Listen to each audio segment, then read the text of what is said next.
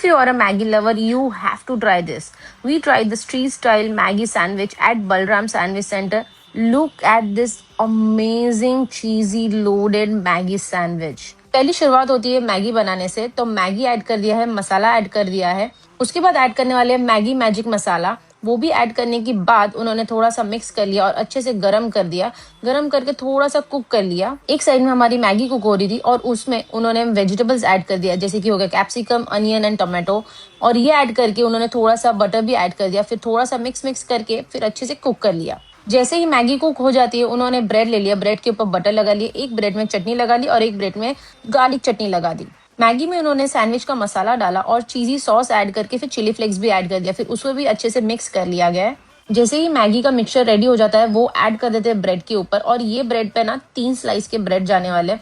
जैसे कि आप देख रहे हैं, 2 स्लाइस के ब्रेड के ऊपर ऑलरेडी उन्होंने मैगी ऐड कर दिया है और उस पे तीसरा लेयर लगा के उन्होंने टोस्ट कर दिया अच्छे से। क्या टोस्ट किया है उन्होंने, वाह, गोल्डन एंड एकदम क्रिस्प दिख के आ रहा है ब्रेड। उसके साथ उन्होंने ग्रीन चटनी और रेड चटनी दे दिया है। सैंडविच के साथ इतना अच्छा टेस्ट करेगा मुझे पता नहीं था। वाओ।